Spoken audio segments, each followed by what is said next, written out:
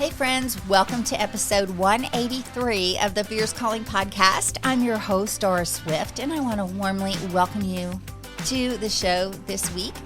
The title of the show is Wilderness to Redemption, Finding Purpose After Tragedy. And my guests this week are Miriam Feinberg Vamosh and Eva Marie Everson. And this is going to be such an impactful and powerful episode. We're not only talking about their second co-authored book, Ahōti, A Story of Tamar, but how God can bring purpose, healing, and redemption in the aftermath of family dysfunction, sexual abuse, shame, and humiliation. So many families will sweep dysfunction and destruction under the rug, and you know, it's really important to allow women to have a voice and to know that they're not alone and that they can speak out. And we're talking about that today. And I know what Miriam and Eva Marie share will encourage, inspire, and challenge you. So listen in while I have a chat with Miriam Feinberg Vamosh and Eva Marie Everson. What is threatening to steal your joy?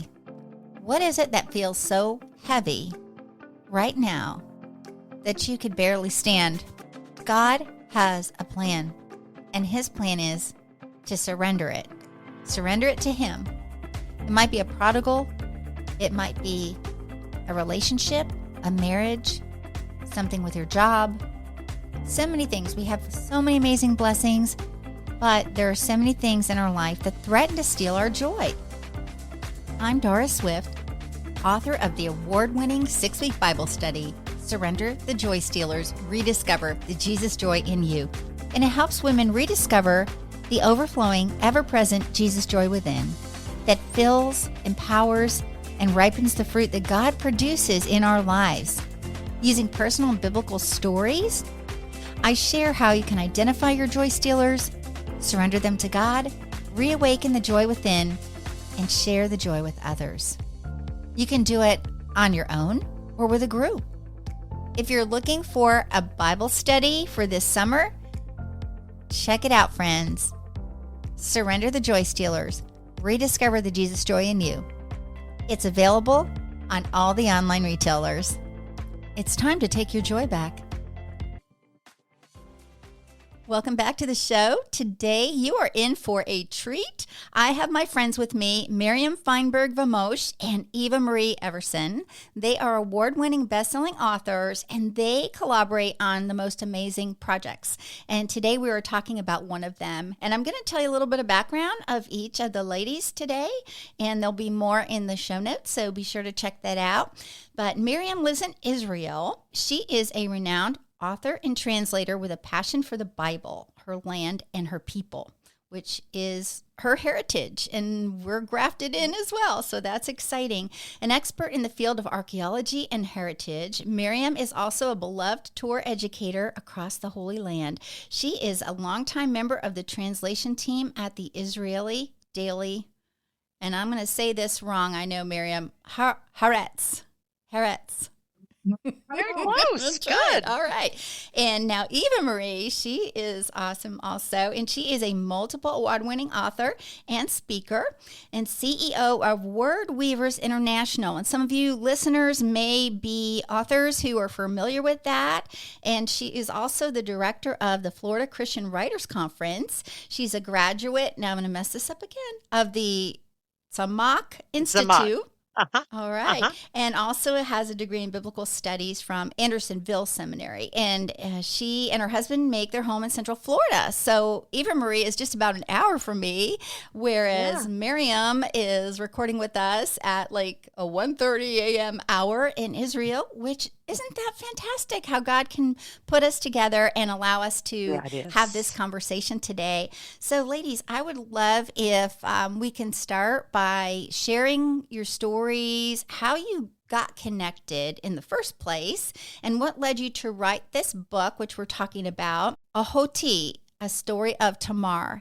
Ahōti actually means something to do with the story that we're talking about, so we can find out more about that. I love word meanings, especially like in Hebrew or Greek, when we learn those. So I have some Bible nerds listening as well who love that too. So why don't we start? I'm going to go in order of how I see you on my screen. So Miriam, if you could share a little bit about yourself and your story and how you got involved in this particular project. I'd love to do that. Thank you. Well, I've lived in Israel now since 1970.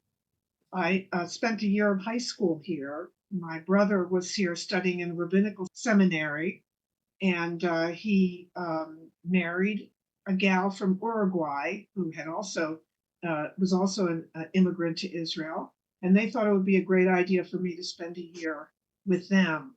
And so I spent my junior year of high school here, and because I didn't know Hebrew except for the prayers, the only English language school that I could study at in Jerusalem was the Anglican school, the Anglican church school. It's now called the Anglican International School.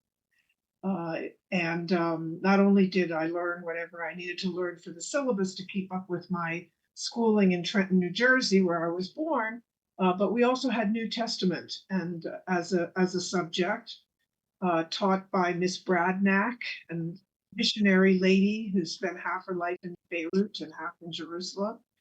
And I that was where I got my first information about the New Testament. The house that I grew up in was a house where all were welcome, and my mother and my father had very close ties with the general community, not only the Jewish community. And so it was just natural for me to delve into that. And I was taught by such wonderful people that when I decided to become a tour educator, it was only natural for me to gravitate toward Christian hope. And so that's what I did for 40 years, almost full time. Towards the end, I went more towards writing and translating, working for the newspaper. But it was through my tour guiding that I met Eva Marie. And I'll let Eva Marie pick it up from there because I think that was just the most wonderful and fateful meeting in my life, except for my husband, This is for you. my late husband. Yeah, well, I'll let him have that honor. The top honor there. Yeah, I mean, it's so funny. I remember I was invited by the Israeli Ministry of Tourism as a journalist to go to Israel with 5 other journalists. I knew all of them but one. But we all got to know each other, of course, very well during the almost 2 weeks that we were there. We received an email from Miriam shortly before we were scheduled to leave, and I still remember reading that email and thinking, this woman's going to be my friend.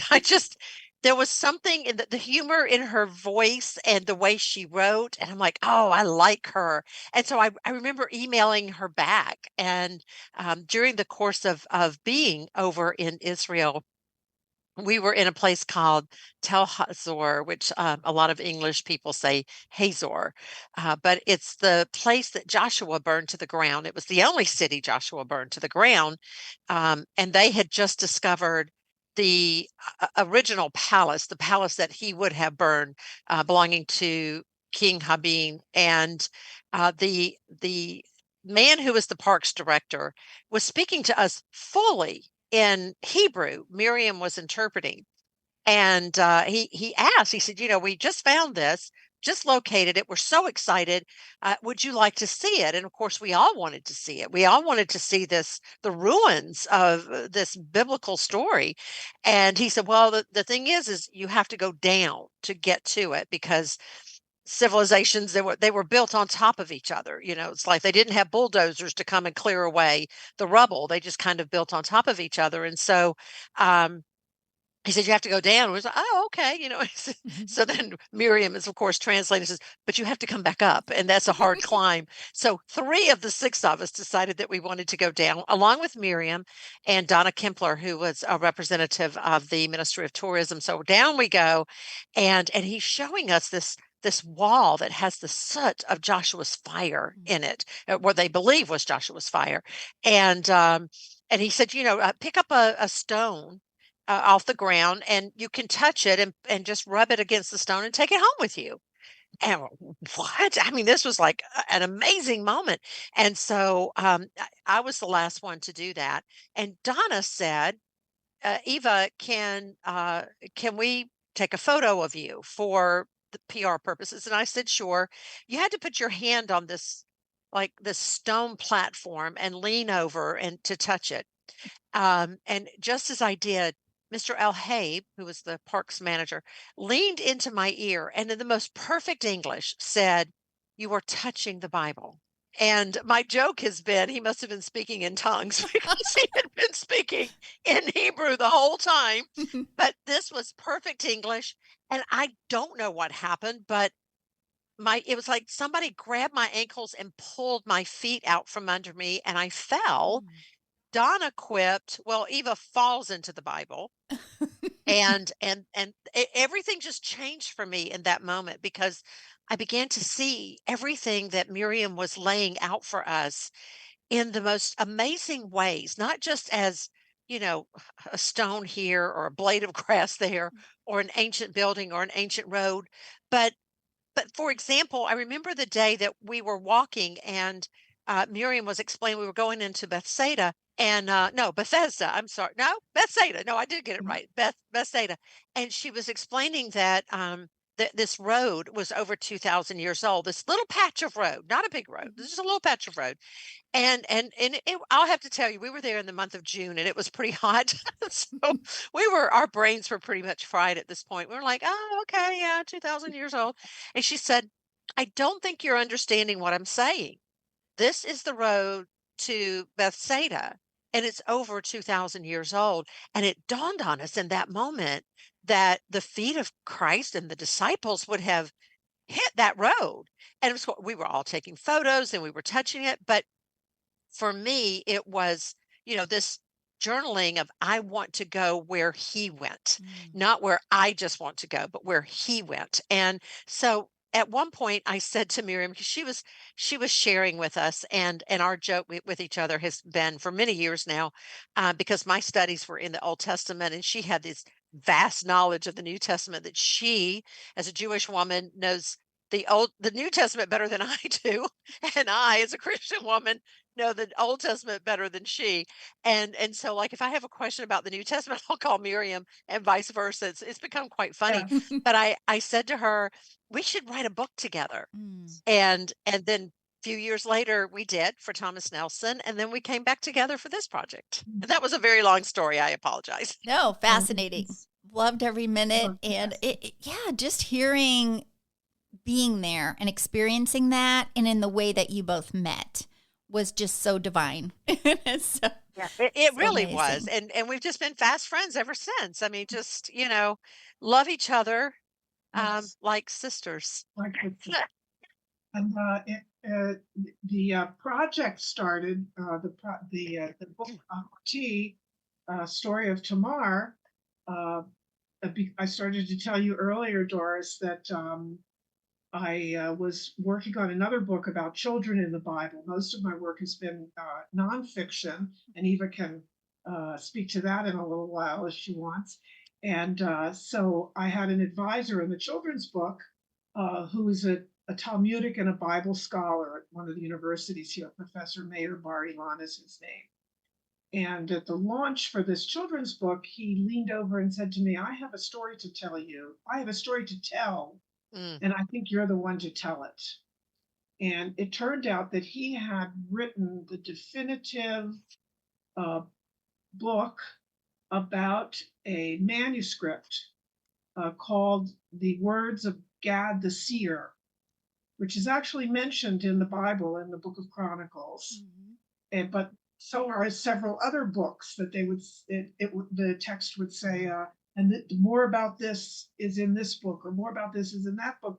And most of those books were lost. If they didn't make it into the Bible, for whatever reason, they were lost. But this Words of Gad the Seer, in the 19th century, the head of the Anglican Church, actually in India, who was fascinated, like you are, with the Jewish sources, and the 10 tribes particularly. So he went down to Cochin in southern India, where an ancient Jewish community is, and they showed him this manuscript, Gad the Seer, the words of Gad the Seer. And he was so fascinated by it, he was able to bring it back to England. They actually gave it to him, and he brought it to England, where it ended up in the Cambridge Library.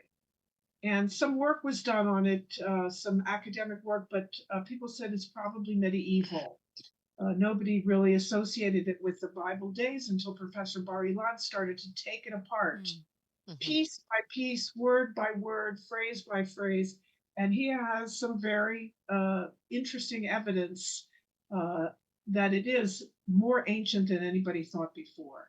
And the words of Gad the Seer are a number of chapters of Bible stories that do what Jewish scholars for the last 2,000 years have excelled at, which is to fill out the story in order to strengthen people's faith and tell them the lines, what's written in between the lines, so that they can better relate to the biblical character, which is what we do. So this story is about Tamar. And Tamar, there's a few Tamars in the Bible, but this one is the daughter of King David. And what instead of it's simply what Gad the Seer, or that anonymous writer, what he did with the story, he didn't end it where the Bible ends it, but he has a whole adventurous life that he gave Tamar. Now, that adventurous life in the story of Gad the Seer covers about 3 pages. But that was the story that he wanted me to tell in novel form, and it's very rare for an academic to even elicit that. And I thought, well, I'll give it a try, because I knew that Eva Marie also coaches writers. I said, I want to tell this story, but I have no idea where to start. So she and I agreed that she would be my coach.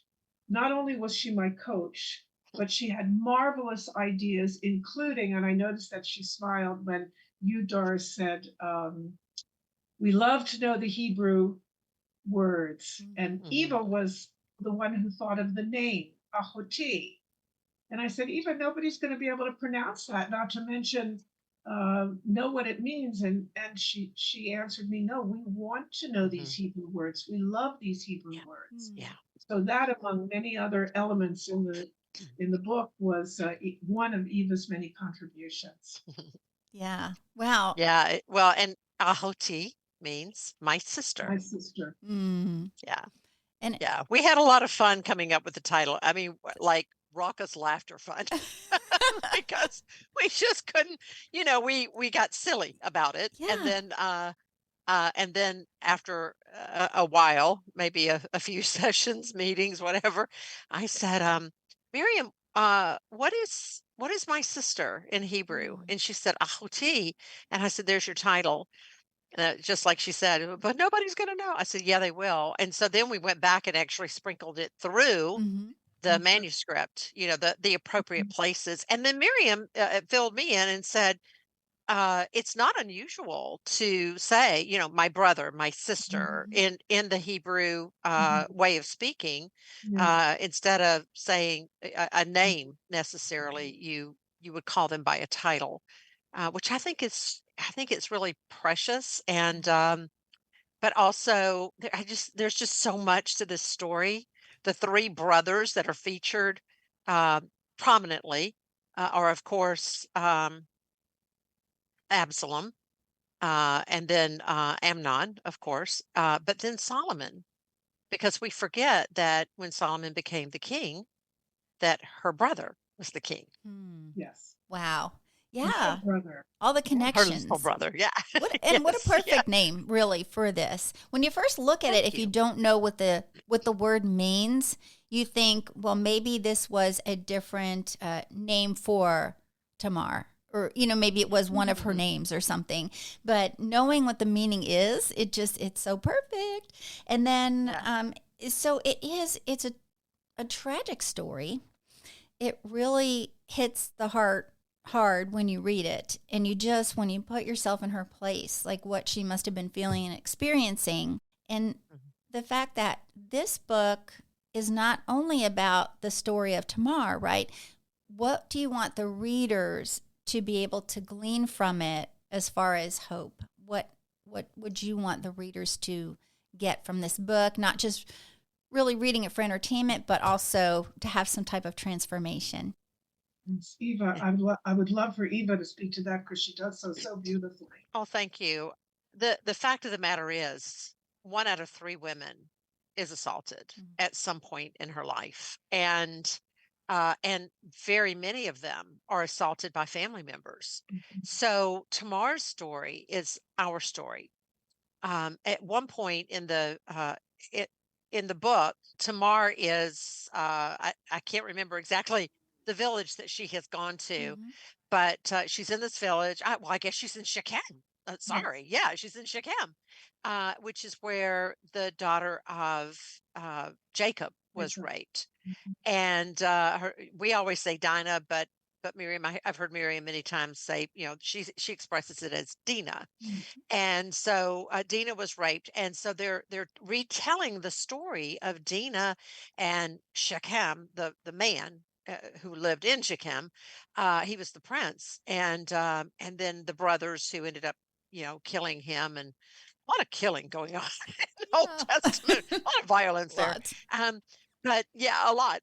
But she's listening to the story, and her internal dialogue, if you will, she says, Dina's story is my story. Mm. And I thought, and in fact, I just made a meme on this. Dina's story is Tamar's story, it's our story. Mm. But there is life beyond that. There is hope beyond that. Our lives do not circle around a single moment within it. It's so much more.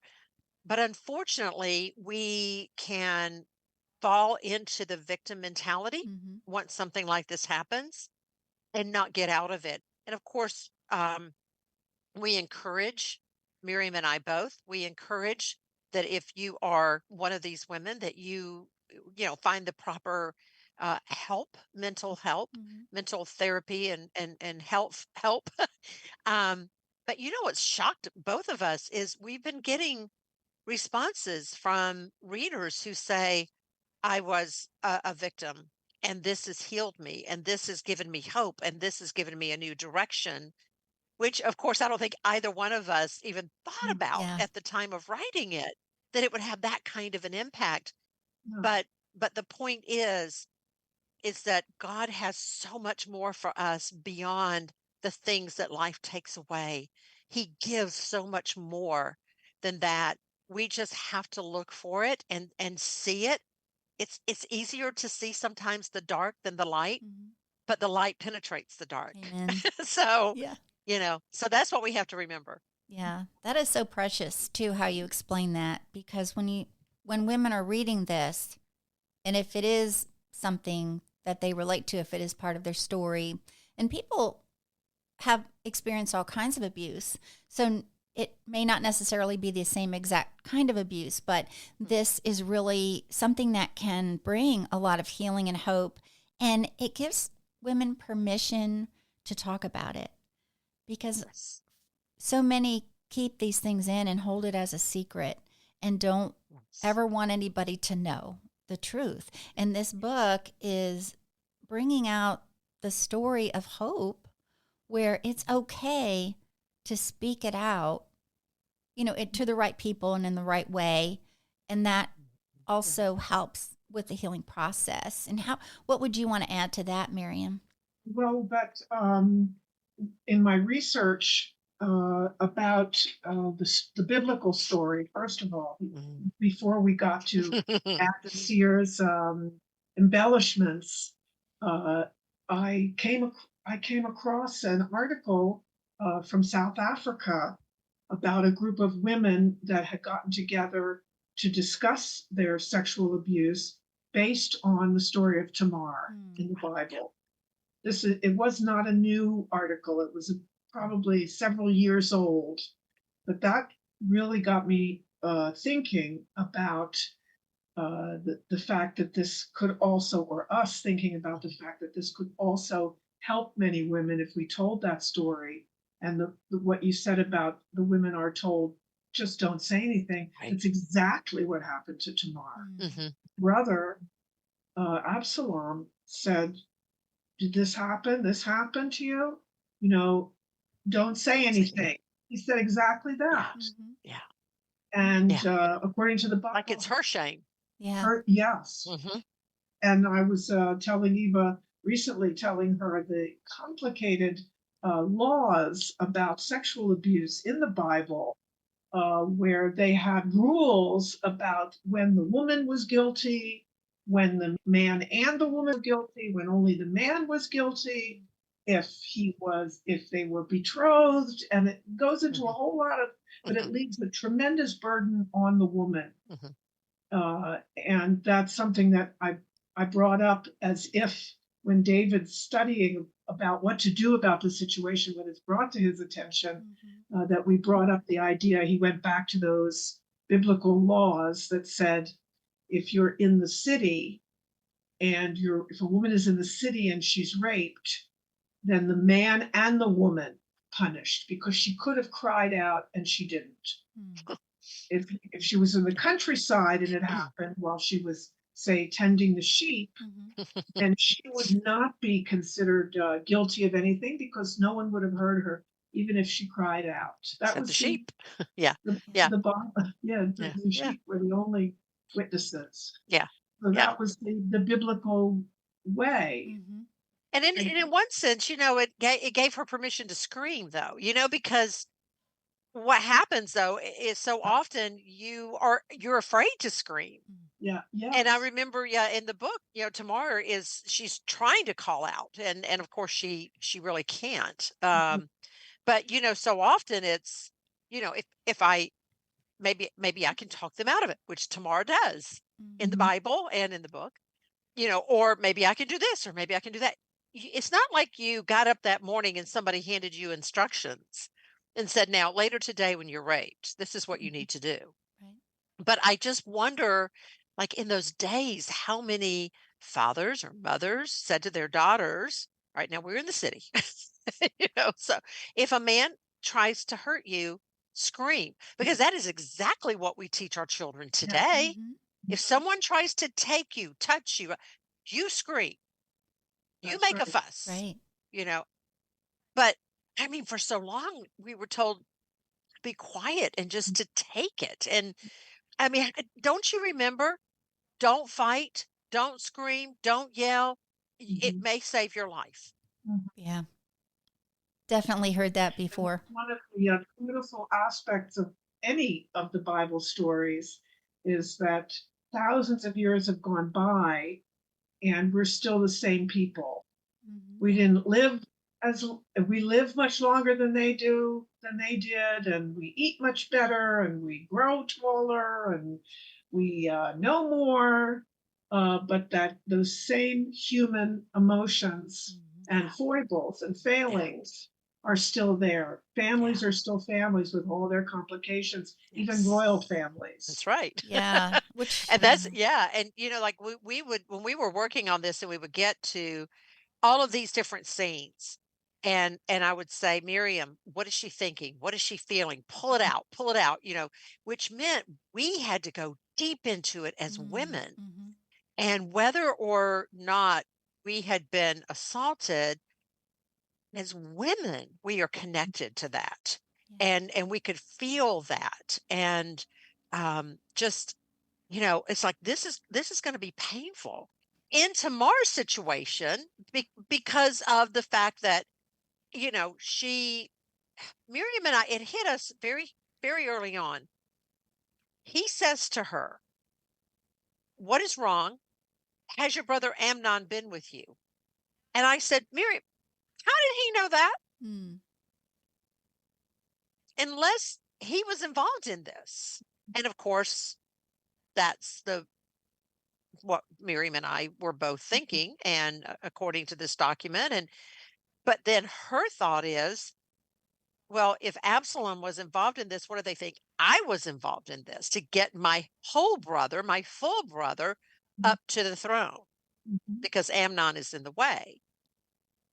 So, I mean, she was kind of like, darned if you do, darned if you don't. Yeah. She was really between a rock and a hard place. She really was. Thinking culturally speaking back then too, it was a disgrace, and then she would be damaged goods. In other words, like nobody else would want to marry her because she's already had this happen to her and all of that. And then we think about now, our times now, and how, like you said, oftentimes the victim, the woman, is shamed because what were you wearing? Well, why were you even there in the first place? You were just asking for, these different things that women feel. And even if people don't say that out loud, they can tell that that's what people are thinking. And it really, it kind of contributes to women not wanting to say anything or bringing it out. But then, of course, there's the numbers that can come forth because if someone has done this, they've likely done it before to someone else, and they find courage in strength, in numbers. So I love how you're bringing these things out and how it's very profound to think what was really going on in this family. What was really happening. I mean, obviously, the family is so key to, for good and for bad. The family is our foundation.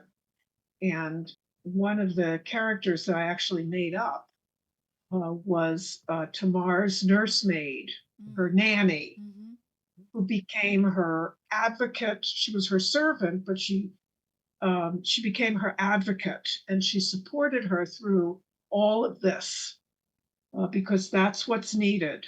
When a disaster happens, my late husband was a wounded warrior, and when this happened to him, and when he was injured in the 1973 war, he said he wouldn't have made it without his family. That they were there for him. They stood by him through all the rehab and everything that he had to go through. And in Tamar's case, her father, we respect David for all that he means to both of our faiths, but we cannot say that he was a perfect example of fatherliness. Yes. Yeah. He was a great king. He stunk as a father. Yeah, definitely stunk as a because father. even what is his? Let's see, Abijah, the son that tried to take Abishag, I think it was her name. Later on, when Solomon became the king, the Bible said he was very handsome, and David never disciplined him. And so he was like a spoiled little brat is what he was. And Nathan realized it and actually prevented him from taking the throne, he and Bathsheba, from taking the throne away from Solomon because he felt like, no, it's mine. It's mine to take, and tried to take it from David. And but that didn't work, and then tried to take it from Solomon, and that didn't work. I think it cost him his life. But it clearly said he was very handsome, and David never did anything to discipline him. And I think that's pretty much the case all the way around. Just because you're a man after God's own heart, just because you're a good king, it doesn't mean you're a great husband and a great father. And on that family note, for Tamar, her mother was no longer there because she had been sent back to her homeland. Her brother, her whole brother, may have just instigated this entire thing. This other brother actually raped her, and her father, although he's angry, he's doing nothing. So who does she have? She's got her nursemaid, which I love Mara. I'm so glad Miriam created such a beautiful character. And I mean, we can assume she did have a nursemaid of some sort. So she was the princess after all. But but just the character of Mara, and that Mara can say things to Tamar that no one else can, because even though they're princess and servant, it's kind of like it's almost a mother role. Yeah. And that's really cool. Yeah, that's a beautiful thing in the book, because we would hope too that there's so many women who don't have a mother. Maybe the mother was absent, or maybe the mother was there and just not a mother. Maybe they had to care for younger siblings and they had to become the mother. So it is encouraging to have a character like that, because that's what we would hope that women who don't maybe have that mother in their life would find a spiritual mother, someone that can come around them and encourage them and speak hope into them and all of that. So that's what is so fantastic about this book too. And that it brings the redemption and the hope. It's kind of a full circle thing, because God didn't leave any mess out of the Bible, which really is encouraging to us too, to know that nobody's perfect, and that when we stumble and fall, that he still has a plan and a purpose for our lives. And is there anything else that you would want the listener to know right now about the story, about the book, or something that you might have experienced or discovered? Of course, the thing about the brothers was pretty amazing, kind of fleshing that out. But anything else that surprised you during this writing of this book? Say that as I tried to plot this out while Eva Marie was coaching me and became the co-author, as I tried to plot it out to get her through 20 years of adventures and then get her back to Jerusalem, what is she going to do for 20 years? And I was out walking my dog one night, and it came to me that I would be able to connect her, because I knew where I wanted her to go. I wanted her to go north, and then I had some ideas. I made her into the wise woman of Abel, who's another biblical character who has no name. And I came through with that. But Eva Marie then came through with this tremendous idea about the story of the wise woman of Abel. Has to do with their city there. Abel rebelled against David, and Joab, David's general, came there. And Eva Marie said, how is it that the wise woman of Abel looked out there and saw this figure on the battlefield and said, "Are you Joab?" Right, Eva? Yeah, exactly. I mean, I said, Miriam, you kind of created this, but I think this is wholly possible. How is it this woman knew Joab? Yeah, sure enough. How did she know that? Yeah. If she hadn't had a previous acquaintance with him. Yeah. And so that was a wonderful moment that as a writer, I was able to just drop something down into the story that had it all make sense. Yeah. And without Eva Marie, I wouldn't have been able to do that. Well, we just love picking the Bible apart, like, oh, and then look at this, and well, it said here, it actually says it here. So what if? And I mean, that is the question that every novelist asks over and over and over. What if? What if? What if? That's the driving force for fiction writers. But for me, I think, for me, it wasn't a surprising thing, but it was I guess a reassuring thing that life goes on after any kind of tragedy in your life. Your life does go on, and you have to find the purpose within it. And so that's what happens with Tamar. She does find the purpose within it. And then, at the beginning of the book, it's that 15, 20 years has passed.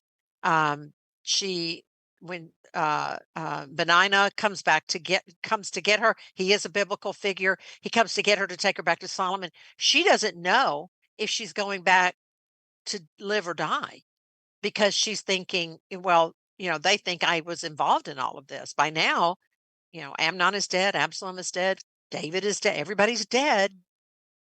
How am I going to prove that I had nothing to do with this? But just the way she was able to integrate her life into the lives of the others that she met gave her that purpose.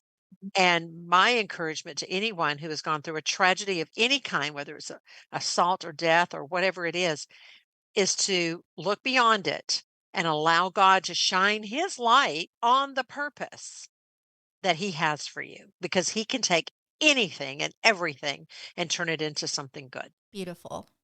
So beautiful. And giving permission, like giving someone a voice who maybe feels like they don't have a voice. It just gives people courage. As we read in the Bible, God is telling us all the time, don't worry, take courage. And, sometimes Yeah. we don't, Yeah. we Be don't need strong and that. courageous. Yeah. Be strong and courageous, right? The Joshua 1:9 thing, Yes, yes. and And I say so, it again, be strong and courageous. yeah, it's like One more he tells time. us a lot of things a lot of times because it He takes that did. many Yeah. times for us Yeah. to think, oh, okay, let's let that Yeah. sink in a minute. So anyway, but Yeah. Poor this, Joshua. yeah, wow, I know it's so cool though to be able to find these little snippets that we normally might just kind of glance at or gloss over, like, Mhm. wait a minute, how would that person know that person? How that would happen. And Yeah. so that encourages us to really dig deeper and look at things a little bit more closely in studying the Bible. And I think so many people might be intimidated in how to do that or what do we do? And so things like this really help. Oh, I can uncover things too as I read because the Bible's living and I may not have read this verse before in quite this way and now it's speaking to me. And so it's really amazing. And how in the fiction world that there are certain I guess liberties you can take with stories, but yet with facts as well. So it's a very Yeah. unique art to be able to do that. I don't think we broke away from facts at all Hmm. in this. In fact, I think that what we did was we looked a little bit closer at a story that is only one chapter long that most of us gloss over because it is a painful story. Yeah. And we don't like to think about David as not a good father or that, this horrible thing because she was a virgin. So she would Mhm. have been very young. She would have been in her early teens, maybe 14 years old, which to me is in your early teens. So she, with her whole life ahead of her, and yet this horrible thing was done to her. So we just tend to gloss over those things that we Mhm. don't like. But if you start pulling it apart, there's the story, Mhm. and I don't think I don't think we wrote anything. Do you, Miriam, that we could say now that didn't really happen? Like, uh, You might say that couldn't have happened. that couldn't have So happened. more like that could have happened, or this That probably could have happened. happened. It's very Yeah, likely this yeah. happened. Yeah. Hmm. Uh, I Yeah. in writing these filling out of the story, we go back to the most ancient traditions in the Jewish people, Mhm. which is the Talmud, which is a collection of exactly this, what we're doing. One point in the Talmud, the rabbi said the Torah, which is the 5 books of Moses, turn it over and turn it over. Hafoch ba vehafoch ba. Mm. And and they also said 70 faces. The Bible has 70 faces or facets in Hmm. that sense. And they pulled it apart. They sat around in the shade of the old olive tree or the Hmm. date palm, as I picture it, and they pulled these stories apart and did exactly that. Said, well, maybe this is what happened, or maybe this is what happened, Mm. so that they could lead their people in a more moral way, Hmm. um, and make the stories relevant to them. Yeah, So, because you add in the human factor, Yeah. which is yes. what we did with Tamar. Okay, if you were Mhm. 14, 15 years old and your brother just raped you and now your whole life has been changed and your brother makes a statement and all of a sudden you go, wait a minute, I'm just supposed to be now locked into this house the rest of my life, Mhm. how would you feel? Yeah. How would you respond to And this, that's if you were in her world? it's so ironic and fascinating that this anonymous writer, Gad the Seer, wouldn't it be interesting if Gad the Seer was a woman? Ah, Mm. yeah. But we don't know who they were, Hmm. but that they invented this continuation. And we're talking about a manuscript that's centuries, if not thousands of years old, that gave Tamar redemption by the way that the things that Gad the seer added onto the story that come to a certain climactic moment that we won't say what, but where Tamar finds her justice and her closure. That was thought of thousands of years ago. So people have been turning this over and turning this over for thousands of years. And it's a joy to be a part of it with Eva Marie. Oh, it was my pleasure.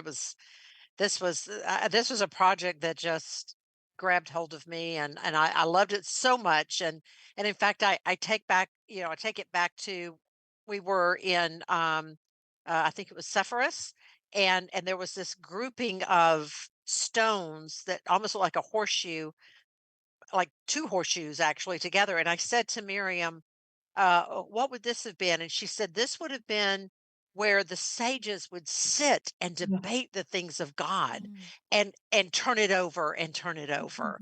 And I thought, oh, wouldn't that just be awesome just to sit, and just debate these things of God.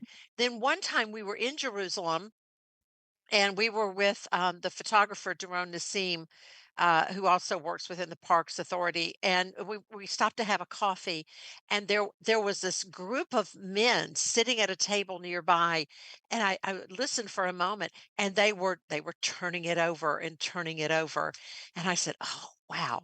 Just imagine, you're sitting in Jerusalem, just, Yeah. you know, digging your hands into the rich dirt of the Bible, so to speak, the soil of the Bible, and just bringing up all this beautiful earthiness and reality. And because what is the Bible? It's story. It's his story, and his people. And her story. That's, yeah. Yeah. Yeah. Well, I meant his, like God. Yeah. History. Yeah. It's history. Yeah. Yeah. So yeah, it's just yeah, it's pretty, I think it's just pretty awesome. It It's is. also a living part of our daily lives here. Yeah. It takes us to places that we would never believe, that we would never imagine. Yeah.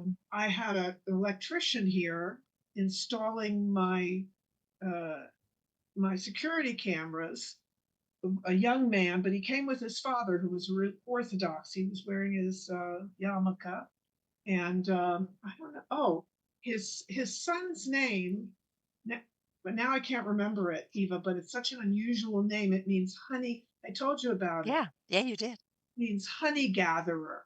And I said to the father, "How did you pick your son's name?" He said, "Well, it was one of David's sons or brothers. I can't remember." Yeah. Yeah. I said, which yes, he's in there. He's in the Bible. That Yeah. that Yeah. man by that name I can't remember. And then I said, the Talmud says that David's mother was named Nitzevet, and I found that somewhere, and I read about it, and I put her into the story. He said, "Yes, I know. How do you know that?" I looked it up, and he said, "I have a prayer here." And he said to his son, "Show her the prayer on his phone." I have a prayer here that invokes, in my synagogue in Ashkelon, they invoke the name of Nitzevet, the mother of David. Yeah. He showed me the prayer. He was so excited that he could talk to somebody about this Oh, character. I love that. Yeah. Yeah. And that was my electrician's father. Wow. They just thought they were coming to install some cameras. Yeah. And then my funny. plumber said, "No, it's too much." But Yeah. I could have had the same conversation with my plumber and my Yeah. gardener and everybody and anybody that you meet on the street. Yes. Yes. They are in for it when they come to your house, Miriam, because you're going to throw down some really cool facts and just have a really deep conversation with people that they never expected. They thought just hook up some wires and, that's all. The Bible's just so full of it. It's just so full. And just not too long ago, I said to Miriam, I was taking an online course, and I sent Miriam a text, and I said, "Did you know I mean, all these times I've read the Old Testament, I somehow I missed this, that Pharaoh's daughter, who raised Moses, went out of Egypt when he took the Hebrew children out of Egypt. She And went with them. yeah, and I said, that's in the Bible. And I said, yeah, it is. It's like in Chronicles or something. But she married, she had other children. I mean, like, what? Yeah. Wow. Yeah. That is amazing when you get those revelations Yeah. that come forth, and then you can share Yeah. because you're so excited you can't contain it.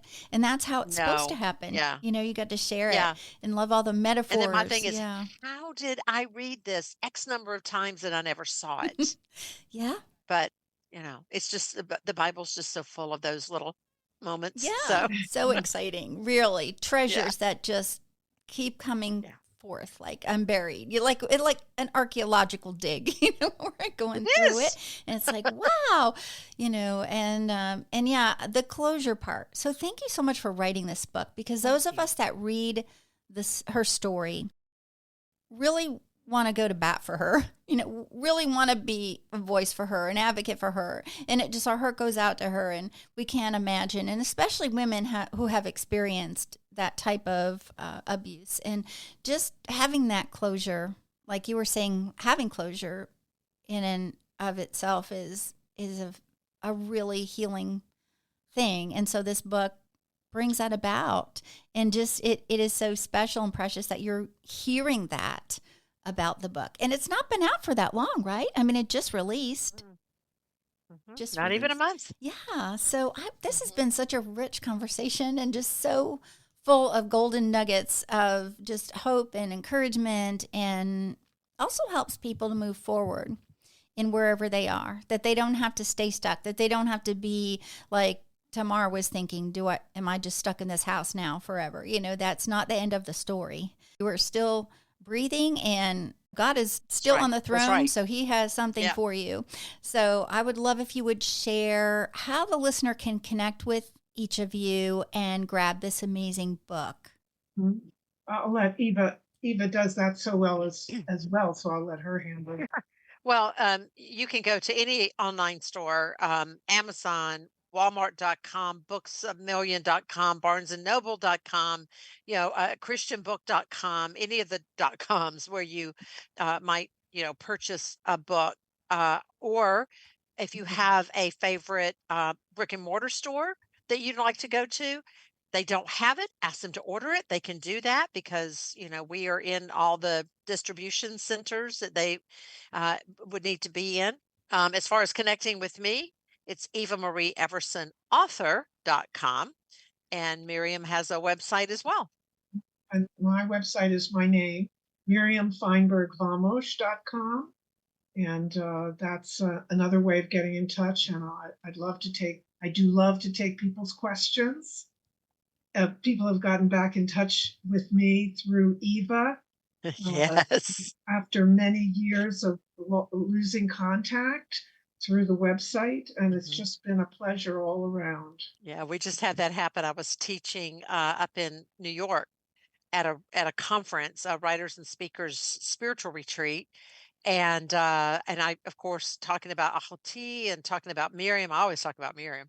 And this woman emails me after the fact, and she said, I started wondering, is it possible that her Miriam is my Miriam? And sure enough, Miriam had guided a tour that she had been in Israel. I told one of my former tour guide colleagues about that, and she got such a laugh out of that someone would say my Miriam or my Shoshana, because they make such a close connection with their guide always, and it's wonderful to see, and to after all these years through the technology to be able to get back together. Yeah.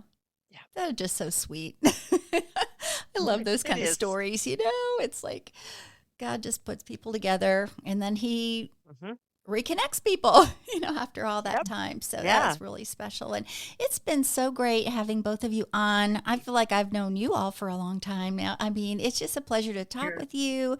And what a God-ordained collaboration for you two to be together and work on, this project, past projects? Do you have any future ones you're kind of thinking about doing, or never know? We don't. Yeah, we've actually our agent said, start thinking about another project, Mm-hmm. and we've just tossed around some things. Miriam, of course, is busy getting ready to come to the States for 3 months, Mm-hmm. and I've been Word Weavers in the Florida conference keeps me incredibly busy.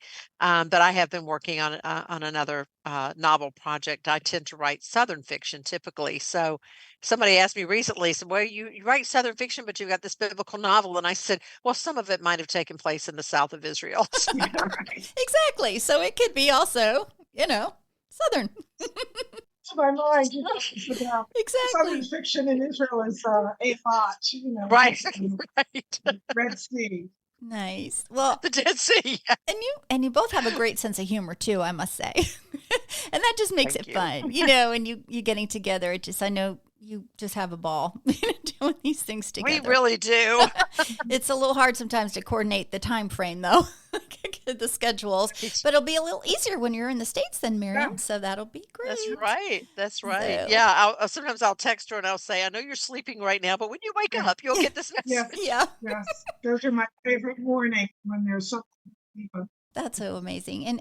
And the book is fantastic, and it makes you think a little deeper about these people in the Bible. They're real people. It makes it tangible. It makes the Word of God tangible. Of course, those of us who love history too, besides that, with all those extra things that you throw in and all about the culture and all of that, it enhances our walk with God. So thank you for doing that. And Very relatable, you know? yeah. Yeah. It's not just words on paper, it's relatable. Yeah. And we can make Relatable. it applicable in our lives. Yes. So that's so important. So thank you again for being on the show. I hope to have you back on sometime. Oh, we'd love that. Yes, yes, After we sure. write the next one. All right. It's a deal. All right. It's a date. So we'll get that.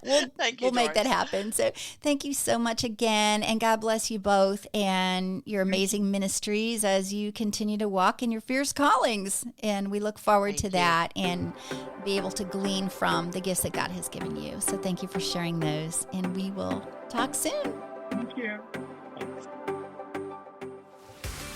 Thank you for listening. Was that not a fantastic conversation? I love so much speaking with both these ladies. So powerful. And their message is powerful. And I love the things that they uncovered and shared about the Holy Land and just nuggets of truth that encourage others to dig deeper into the Bible. I have the links in the show notes so you can connect with them and pick up their book. And I want to encourage you, if there's something going on in your life right now and you feel like it's something that's causing a lot of shame, maybe it's something that happened years ago and you've just never told anyone, I would just want to encourage you to just pray and allow God to lead you to someone you can trust and share. Because when we bury things deep, sometimes we feel like we're good, we're over it. But oftentimes, these things that are buried deep within our souls, they cause a lot of toxicity in our lives, and sometimes we might not even realize it. So I thank you so much for listening in, and I would appreciate if you would subscribe to this podcast wherever you might be listening to it and share it. And I would love a rating and review because it helps more people find the show. So if you've enjoyed this show, I would so appreciate that, friend. And I hope you'll join me next time when I talk with another woman who's taking action where her passion, compassion, and conviction intersect. Until then, friend, have a blessed week, and I'll talk to you soon. Thank you for listening to this episode that is part of the Spark Media Network that can now be heard on the Edify app.